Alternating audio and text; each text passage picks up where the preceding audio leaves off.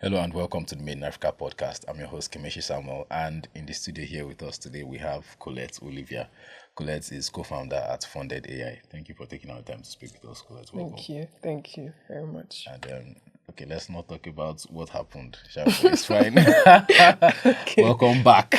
Thank I think you. that's more appropriate. Welcome back. Yeah, thank you. Anyways, yeah. So let's get into it. I know currently you are co-founder at Funded AI. But I know you still work at SPC Universe, so I want to build from SPC, yes, down to Funded AI. But we're still going to start at the very beginning, right? Okay. Did you grow up in an entrepreneurial background or environment? Were there people around you that were problem solvers, or were you a problem solver, right, when you were younger? And basically, did that influence your current trajectory as an entrepreneur? Yeah, I mean, my parents, my dad, he has been a businessman and he has been an entrepreneur. Or he started as a businessman before transitioning, because I think people do mix it. Businessmen are the ones that they cannot, they have to actually like be in the business for everything to happen. Or entrepreneurs, they can actually be in Bali or somewhere and something is still happening. So yeah, he has been and he has been a businessman from the start, even an entrepreneur. So he's a mix. So my mom too, also the same. I mean, you saw her already. Yes. Yeah, she's also and you look a lot like your mom. Oh, really? Yes, you look a lot like She's your also mom. an entrepreneur too. Nice. So it's like she's here and payments are So yeah, Fantastic. it's, since I was a child, they've been doing business. Sometimes I don't even used to see my dad. It's mostly my mom sometimes. Wow. So I had like nannies because they were always busy working and working and working. So I think that's also one thing that inspired the whole you need to do something, you need to work. So yeah, also as an Igbo babe now, especially from Anambra, I know some people say, oh, this thing, but where I'm from, the family as a whole, everybody's doing something. Like some are into government, politics, so it's like everybody's just doing something. Finding their own way. It's like there's no way, if you're surrounded around, people you there just that are have to. active. You don't know when you start doing it. I would never have imagined that I would be doing what I'm doing now. So it's, I guess, what they say is true. When you're around people, you might be the next in line. Even if you're not doing exactly what they're doing, or you can end up doing something similar to what they're doing. That's so, fantastic.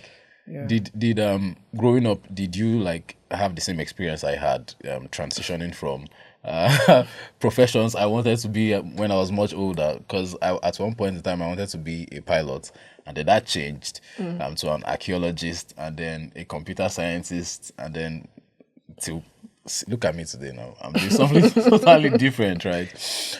Was that the case for you? Yes. Okay. When I was small, I actually I was thinking of a lot of things. I didn't know what I really wanted, but I looked around my hobbies and I saw that I liked certain things, like, I liked solving problems. So I was like, okay, maybe I should try.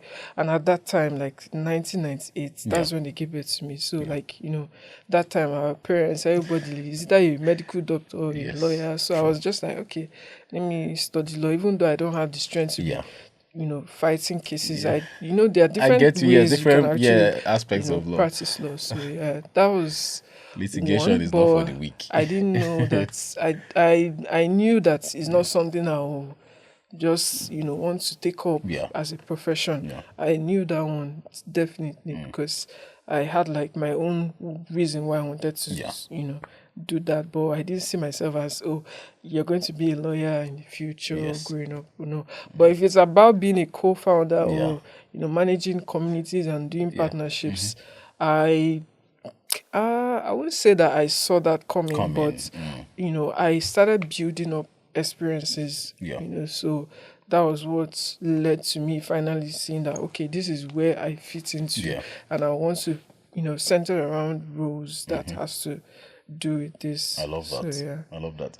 So you mentioned that you eventually studied law. What was that experience like for you? And did you work in that capacity after the university, and how did you find your way to SPC Universe? Oh, okay. So actually, the law was not what I wanted to study, but that was the option the school had. I studied in Italian University, it's in Estonia, so that was the only course they had that could fit into my, WAEC results and all those things. So yeah, when I, took the course, I started doing compliance. I worked with fintechs as financial crime investigator. Then from there, I worked for an AI company as well. This was 2021 upward down to 2023. Then, I then worked with SPC. I started with SPC Universe as a volunteer. Really? Are you for real? Yeah, that's why it's like, oh, I believe in the vision. And I'm like, okay, let me just.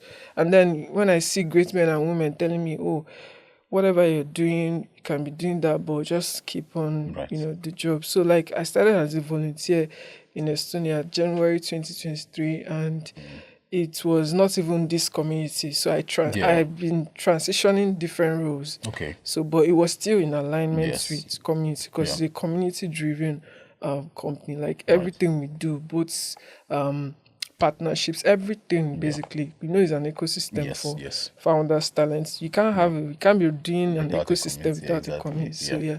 So everything is aligned. Like, I think I don't know if I answered. Yeah, you did answer the question, but I want to touch on your experience in Estonia, right? Okay. So, what was that experience like? So you had grown up in Nigeria, and then you were shipped out to Estonia, right? To a different world, very different cultures, varying mindsets, right?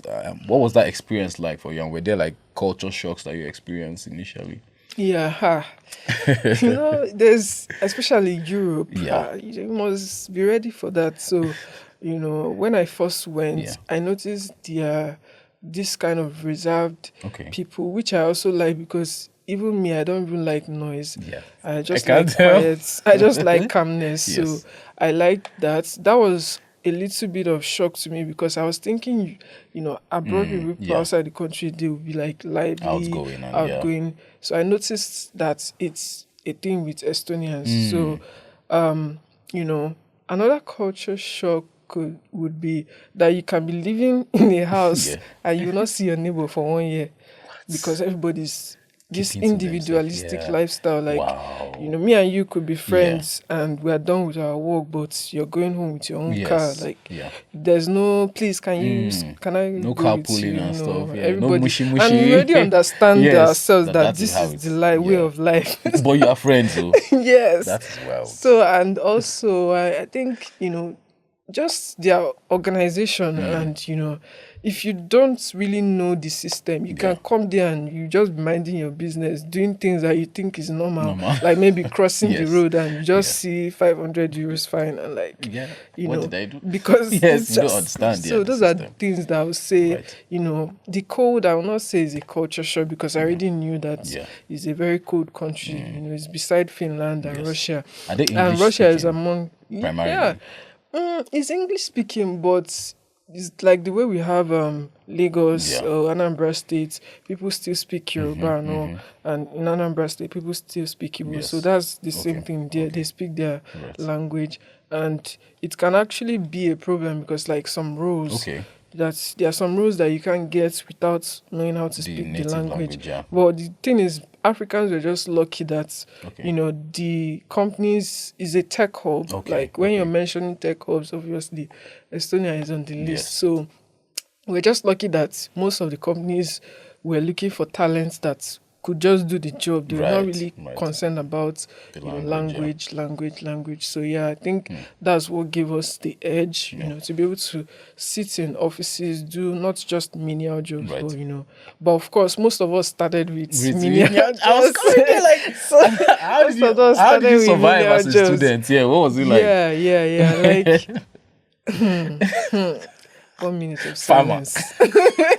I already told you before now, so it's not. And I feel like some people don't like to share this, but I just feel like it's good to always tell people the truth, especially, when people are trying to travel, they have this high expectation. So it's always good to just tell them beforehand so that nobody's like, oh, I thought you said this, I thought you said that. So when I came, I didn't start with working as a financial crime investigator. I didn't start as a verification specialist. I couldn't even submit my CV to them because I've not yet built the work experience on like others that have worked in banks for years. I was literally like the youngest in my clique because like people that were there, like their 30s, 40s, 50s. So I was just like in my early 20s. So, I had to do what I had to do, especially as a student that, had to, because the environment had these opportunities where you can easily work as a waitress, work as a farmer. As a farmer, that's the one. That's the gist I want. But it's a huge farm now. It's not that. It's a soft kind of, but it wasn't easy. It wasn't easy. Like, you had to stay under a shade to pick strawberries or work, different kind of, but it was the largest, it was like most of the farms work you see, it's like the largest farms in the country. So it wasn't like something scale, like, so there were like machines, tools to kind of like automate things. But I knew that it wasn't something I was going to do in the long term. And I like the fact that, in somewhere like Africa, they do segregate or look down on people that do those kind of roles. But over there, you can actually be a cleaner and be driving a BMW. Like, they pay so well. And it's also very easy to get used to it because they pay well. So, but me, I knew where I was going. I knew what I wanted. So I was like, let me just do this. Let me do this part-time role. Let me do it. Let me just use it to pay my rent, pay my school fees, and, also travel, because I realized that I didn't know I liked traveling until I went to Estonia. Because you're coming with a student passport, you can visit 23 countries without visa. You can just, and then traveling is cheap. So, I had to work, do what I had to do to fund. So when I was getting to like my third year of study, because it was a 3 years course, when I was getting to my third year, I started submitting my CVs. My second year, I was using it to take courses because it's not like Nigeria where they will tell you, oh, you need to have done. And they don't really care about what you're, because school will just give you theory. They will not practically show you what you're going to be doing on the job. So my second year was me trying to like, get experiences, do internship online, or go to Udemy or Coursera, take some courses that were related to compliance, because I noticed that most of the roles you get that will be paying you like 2,000 euros upwards were like compliance roles, except you're maybe a dev person, a tech person, a tech technical client. So, I wasn't in that field, so I had to do something that was aligned, because if you look at the roles, you see, they want to see someone that's either studied law or has like experience in this experience. So as I didn't have the experience, I said, how can I start? So I just started with taking courses, doing internship. And that was how I was able to start building up that work history. So I had to start from somewhere, but I didn't just start. I didn't just. It was. I think it even helped me to appreciate it more. Sometimes when things are thrown at you, you can't really value it because you don't know how important or the stress or the time it takes. So I think I won't say I regret it. Some people were lucky; they already had their driver's license before coming, so they were doing both. They were earning the same amount people in the office were earning. You can actually do like 30 deliveries in a day, and you're good. And if you add that, aggregate it in a month, you're already like almost the same pay with someone that is working in the office. Because again, it's not Africa. They actually value people's day. There's what did they call it? Is it how do they say that? They say there's dignity in labor. Yes, they actually respect people. That everybody. It's interesting that you're working in a company where community is at the core of what you do.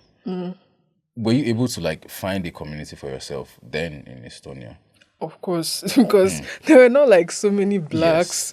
So that exactly why I was asking. We used to call ourselves blacks there, but I'm sure now they'll be saying Africans. Yeah. Like 2019 Yes. sets, we used to call ourselves black because everywhere you go, even the Estonia, when they see like, who is this person? Because they are not used to. Yeah. So it was, But we were had they to have a aggressive in community. any way towards you based on like color and stuff? Well, I think it was the opposite. Not all, but they were like interested to learn more. Okay, Like okay. it was like, who is this Fascinating to person? I them, want to know more about them. So that was the reaction I was getting. Even when I was doing like all these part-time jobs as a waitress, I would see them coming to like get to know me. Yes, Like as yes. like, wow, where are you coming from? So, but on the other hand, we still have some people that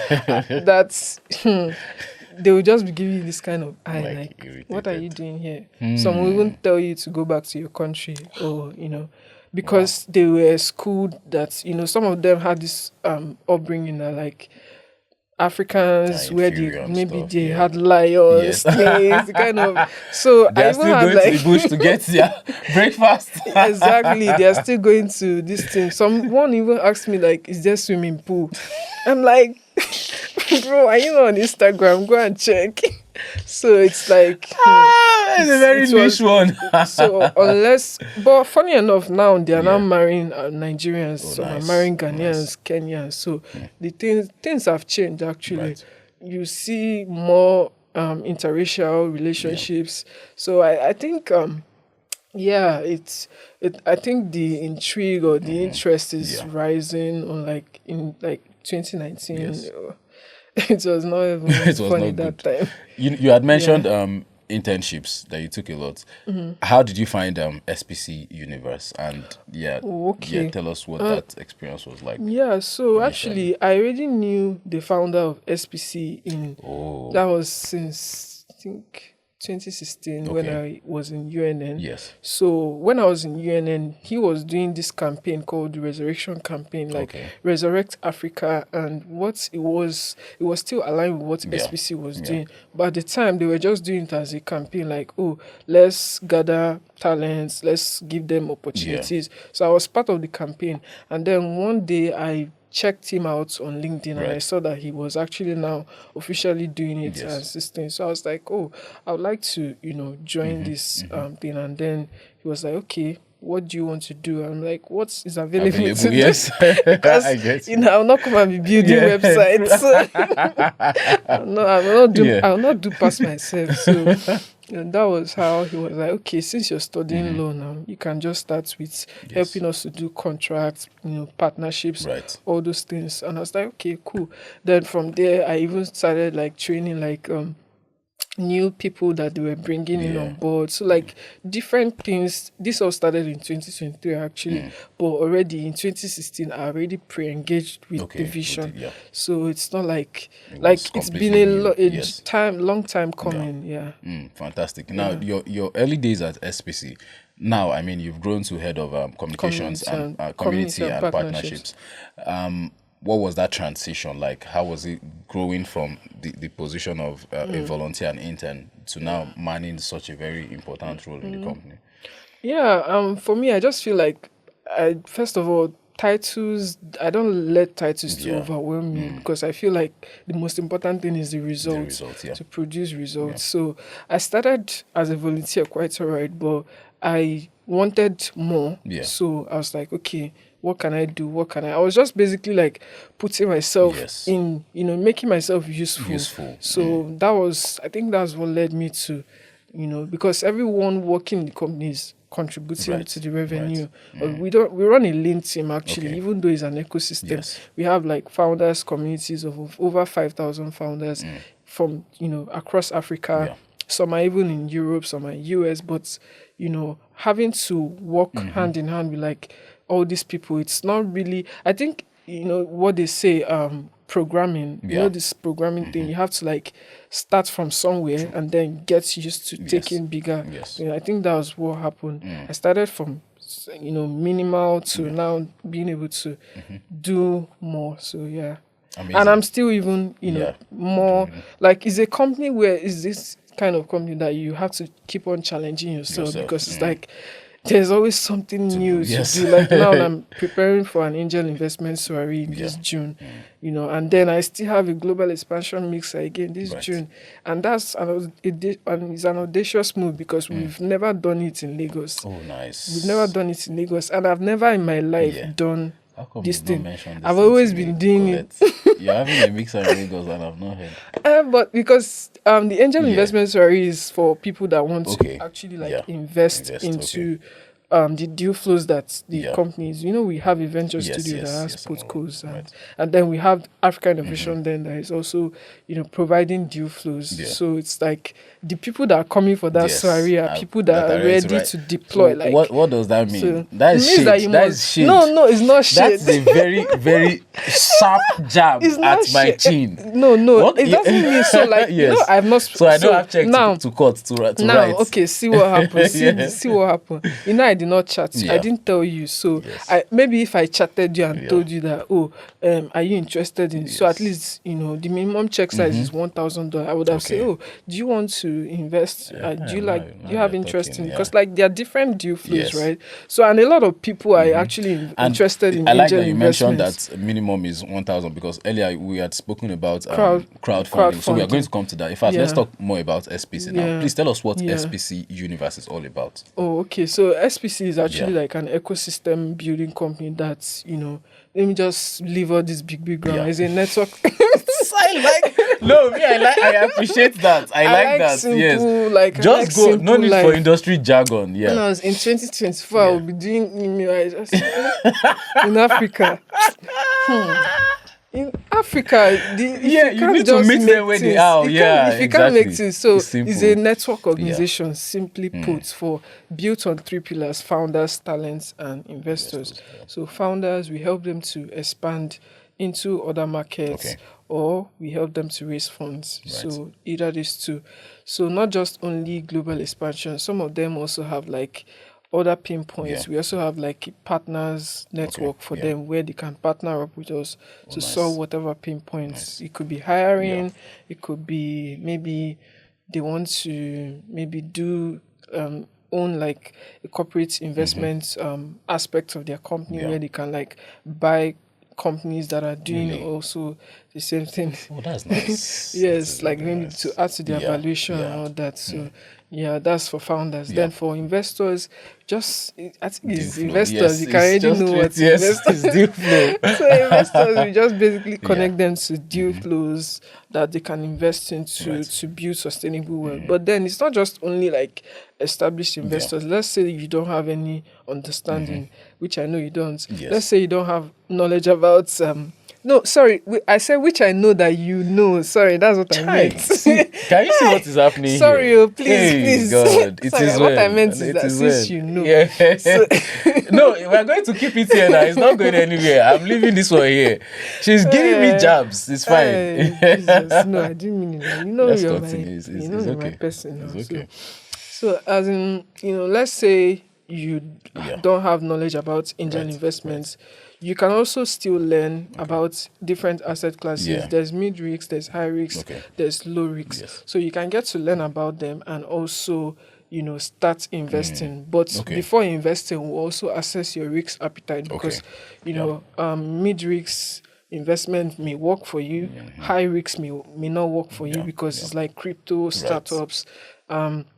Low risks may work for you, so we want to also understand your risk appetite. So that's for the investors, and also we also get to like see your targets for the year and for the future, maybe the next 3 years, so that we can work. I love the aspect of democratizing access to funding, both from the investor standpoint and founders standpoint, right? Because very often, like the usual traditional route of equities and then engaging in what's this word I'm looking for? Institutional VCs can be draining for founders, exactly. So this new approach, can you speak more about it and some of the successes that you guys have had? Yes. Funny enough, I feel like fundraising is actually like the simplest thing if we can just know how to build relationships. It's just it doesn't take much. Just give yourself like 90 days, you can raise that 100K that you're trying to raise. So what we do is because we already have like an investors community of like people that, you know, HNIs, mid to high income earners, career professionals, we just be like, oh, we have like different groups like angel syndicates. We'd be like, oh, we have this interesting deal flow. This is what it's about. This is what it entails. Who is in, you know, anybody, you know, clicks.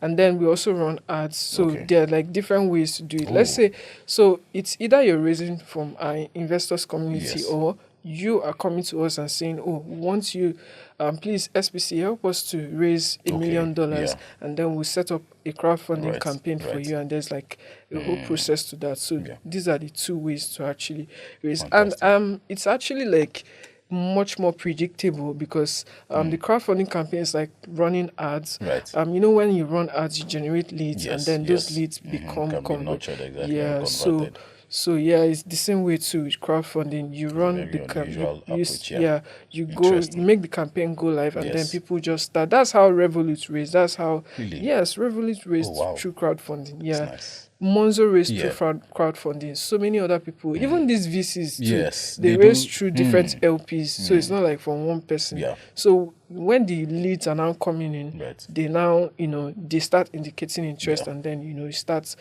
engaging them through your own conversion funnel. The conversion funnel we mostly use, we already like look at the kind of business that it is, and then determine what will work, because you know, different businesses and their different things. So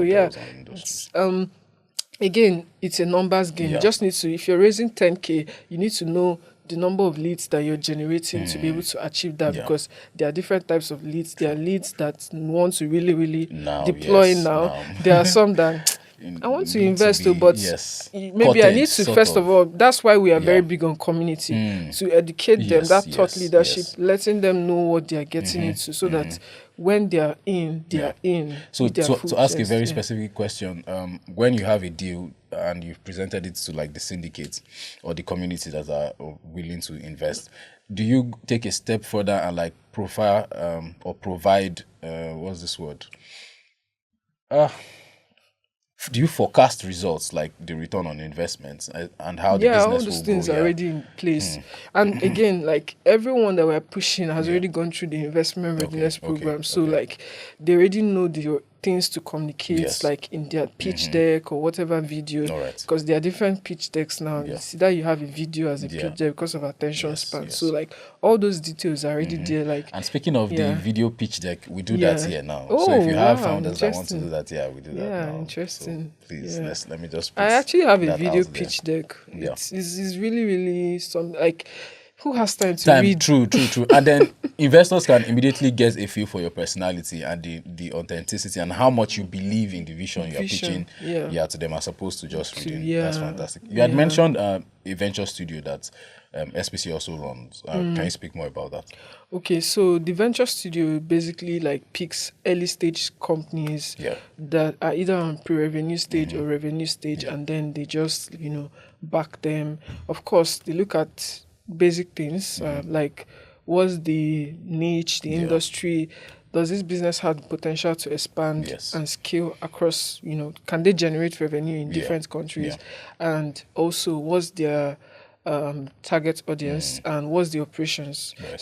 Actually the three things we look out for is, because I'm actually like also managing like screening of these businesses. So we look for the industry, the niche, and then we look at like the possibility of global expansion for the business, so that if, let's say, economy A is not doing well, economy Z can be doing well. So we then look at the operations, because you know, investors don't want burn rates. Very important. Like I love that you mentioned operations. You know, the guests we had on the show earlier that were here, Vance, they spoke about how there's a very low churn when it comes to their employees, right?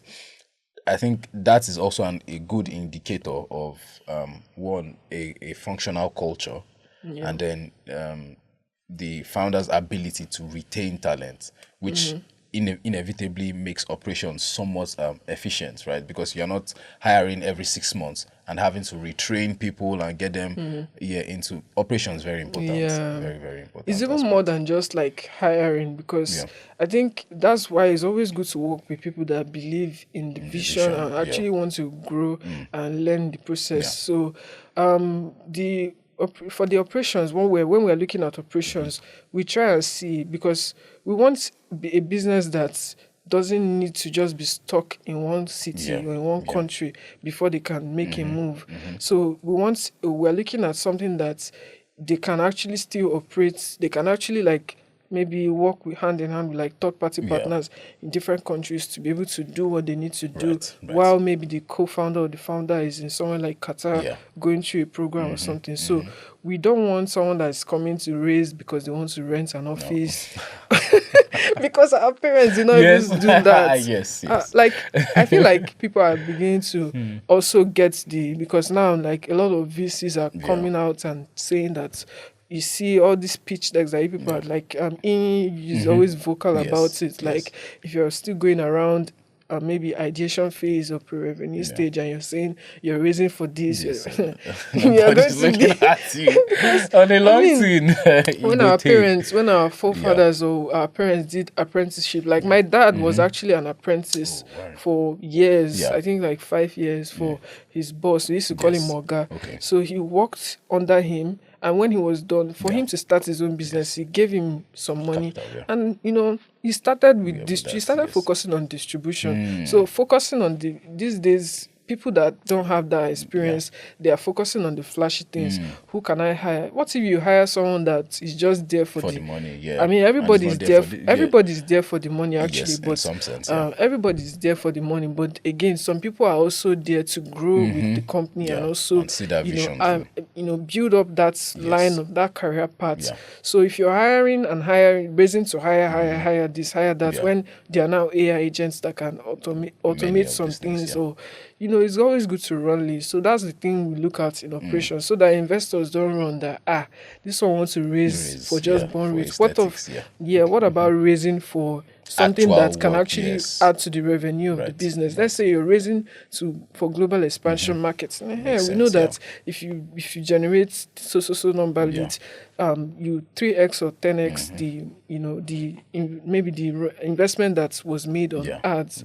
All those things. So then for investors, we have, like I mentioned, we have investors that are either newbies or the ones that are already pros. So we just connect them to deal flows. We actually have a community for founders too. We have a community for investors. So it's that's about founders and investors. Then we have talents. So it actually looks like it's a lot, but because of the way we run everything, it's like it looks lean, but it's actually a lot. Having to manage people from different countries. And I wanted to ask you, as head of community and partnerships, what has it been like managing all these different elements and then ensuring that things work like a very well-oiled machine? I think it's, again, like I said, programming. It starts from somewhere small, and then you're able to like compound it, and then you start getting used to it.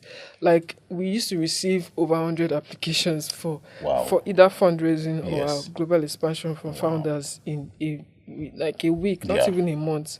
So you can imagine how long the journey took me to adapt to it. So, and every of them are being added to, all of them are added to the community of the community. So it's like, this person is chatting, like my DM is always like a marketplace. But I'm used to it, and I'm not even Facebook marketplace. And I'm not even complaining. I'm very used to it, because I knew that last year May, I couldn't chat up to 50 people in a day, but now I can chat them in less than 1 hour, because I'm used to it. Again, it's built up. Exactly. It's like programming. Now I do it with my phone, like as if it's nothing, because I'm used to it. Then I needed to have, like, if I'm not on my laptop, I cannot. Say this, I want to do this work, deep work.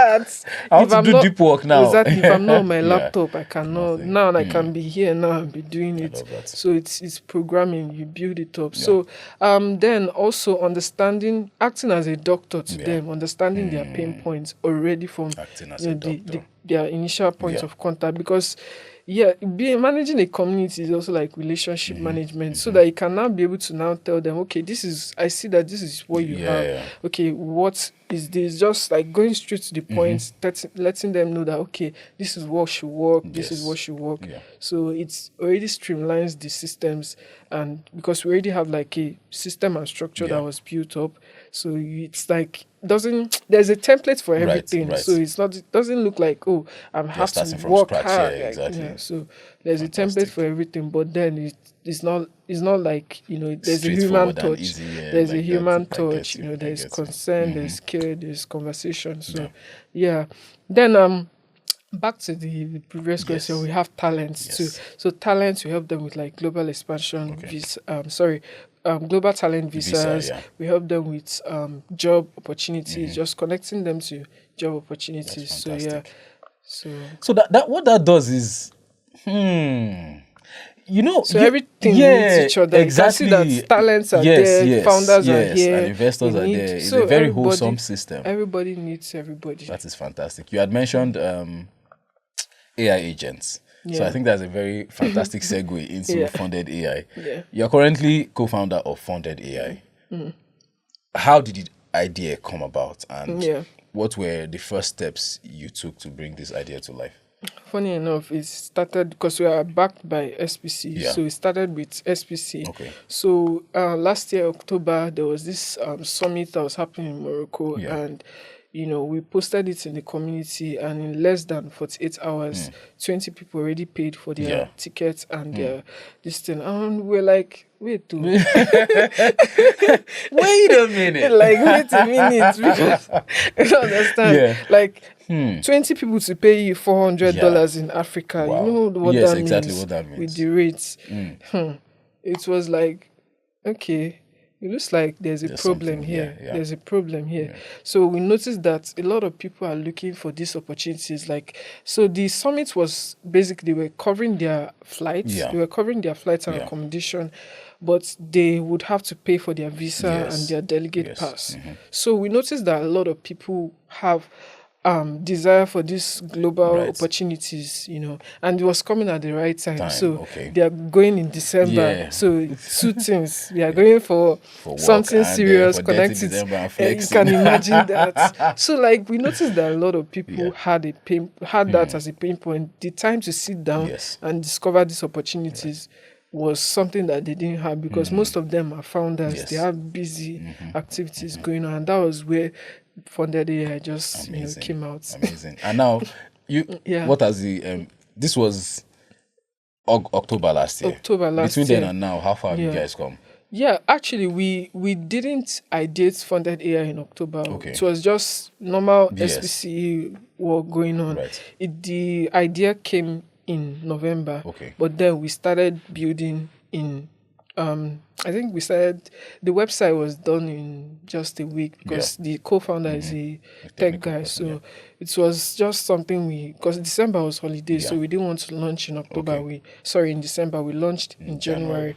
So we've actually pivoted to now actually implementing AI agents for business, because we noticed that when we were focusing on just global applications, helping them to helping founders to apply for fundraising opportunities, helping them to get grants, all those kind of things, or maybe cloud credits or global expansion visas and whatnot.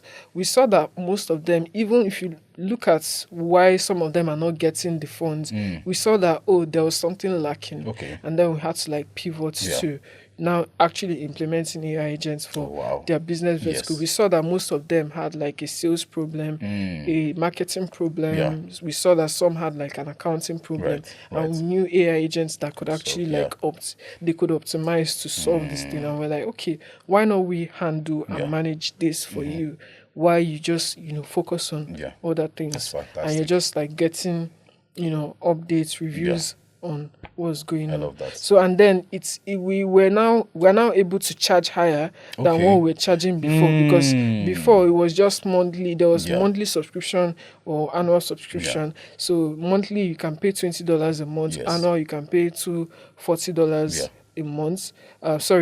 For a whole year. So it's now we can now boldly charge $1,000 because we know that we are doing Exactly. we are solving exactly, the pain points for different business verticals than just only global applications for one particular thing, or like maybe 5 things or so. We'll come back to pivoting. Obviously, since you've been working with startups and providing advisory, you already understand how pivoting works. But how did you meet your co-founder, and what has that relationship been like?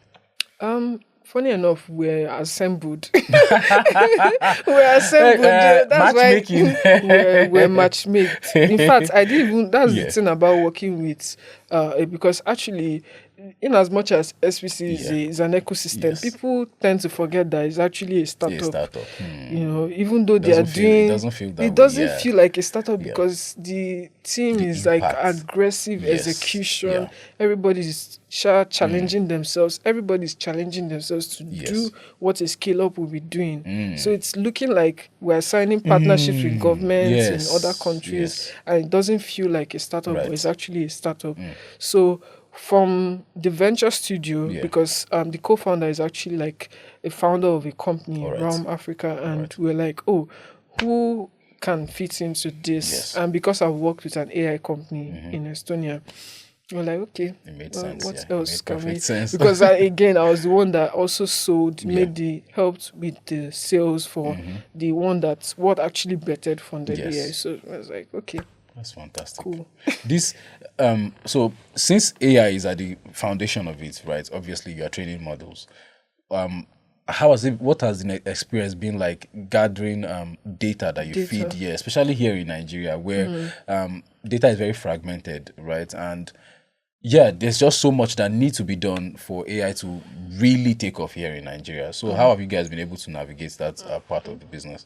Yeah, I think it's something that is very easy as long as you have the information. So because we have all of them in a community, we're able to identify what their need is, and then we can then use it to like feed whatever the AI agents that we're looking out for them.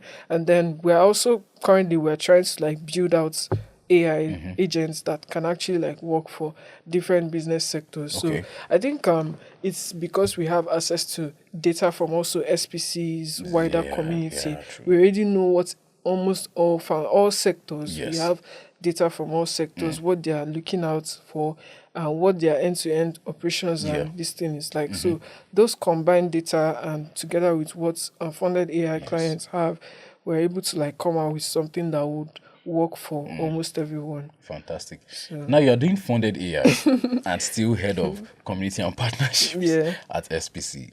It's blowing my mind. How are you able to stay sane exactly and manage these very two heavy responsibilities? To be honest, I feel like, again, it's just title. Okay. I don't like to let the title to like get to my head or make me feel like overwhelmed. I'm always more focused on what's the task that is at hand. And I feel like you just need to focus on like, in a day, I try to like focus on what moves to the revenue, because it's that money that's the most important thing, truly. Also, and also attending to clients' needs, because it's from attending to clients' needs that you can get that money. True. So I tend to look out for I start my day pretty much early, like from 4 a.m.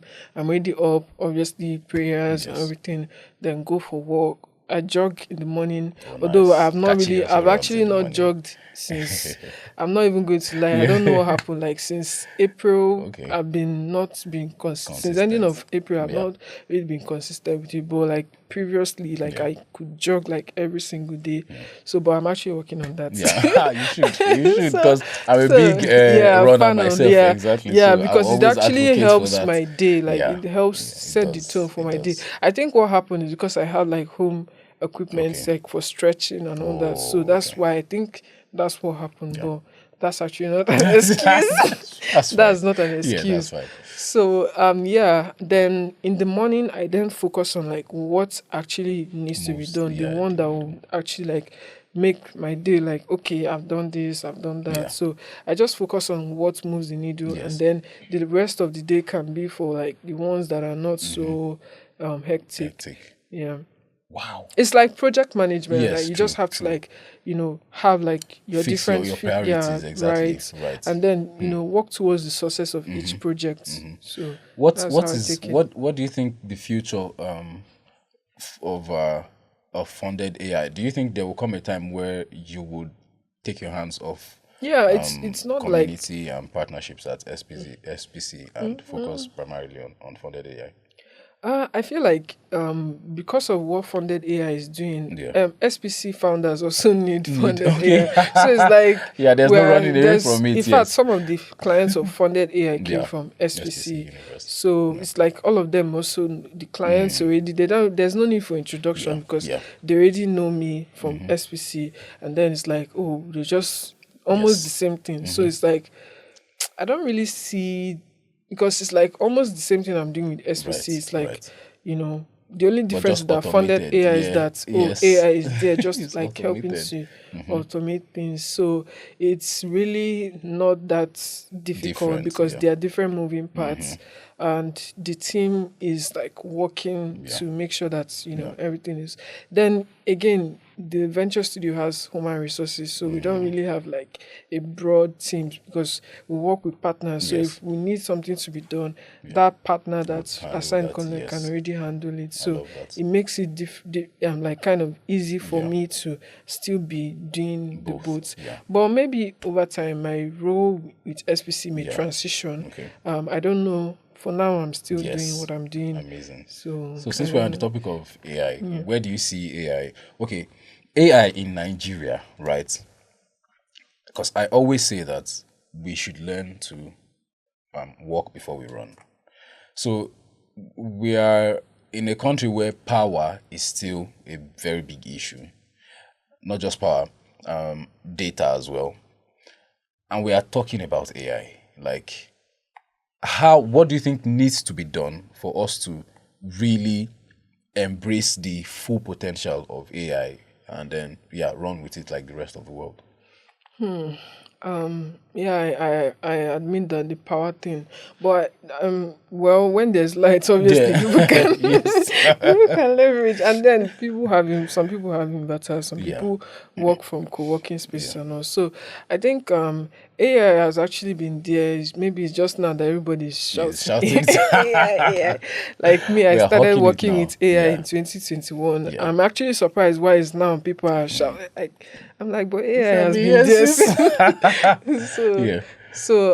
Well, for Africa, I think this 2025 is that year for AI to like get because I've been seeing a lot of innovators like ecosystem enablers talking a lot about it. So obviously, like startups are now adapting to it, but it would actually take. So I think the easiest way for AI to become how do they call it, mainstream in Africa is if they are being educated, because in as much as it's now fancy in everybody's mouth, trust me, some people still don't know how to use it. Many of us still don't know how to use it. Many people don't know how to use it, and that's why something like funded AI is managing it for them, because we know that yes, you might have seen this too, but you may not know how to.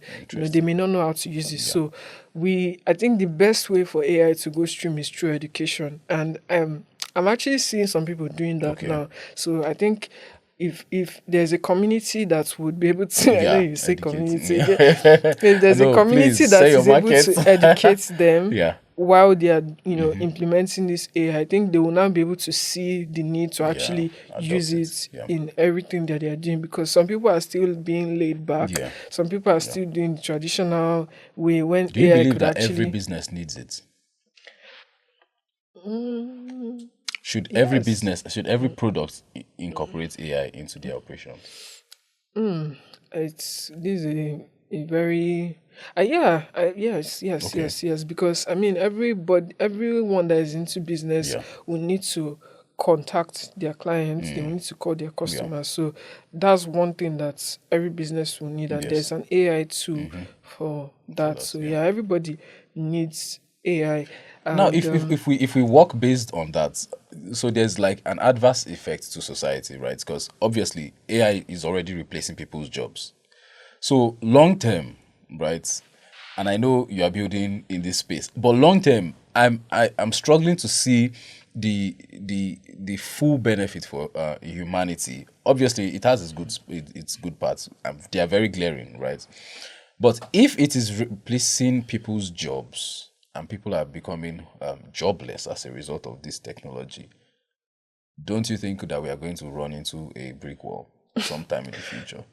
Funny enough, AI is not taking some people's jobs. It's Okay. just the people that don't know how to use Use AI it. that is them that is taking their job, because there's no how a company wants to fire someone that is implementing AI to make their work easier. They will maybe retain that person out of everyone that is being laid off, right?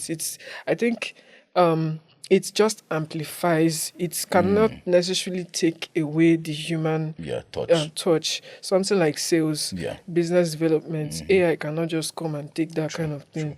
Even community, or even like even a software dev self like yes, AI can do it, but a human being has to know how to. It's a human being that knows how to use the AI that can now sit and they can hire and say, okay, help us to look at our business mind map. What we are all about.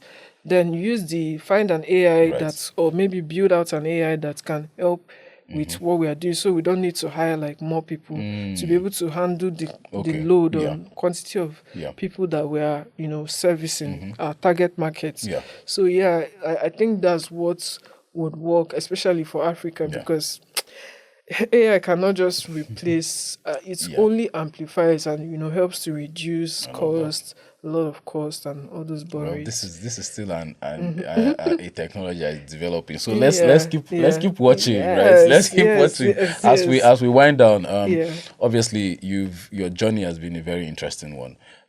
What is advice you are going to give to aspiring founders that are building or looking to start building something of their own? Well, for the ones that have already built out something that they are yet to launch, I'll say no to freemium.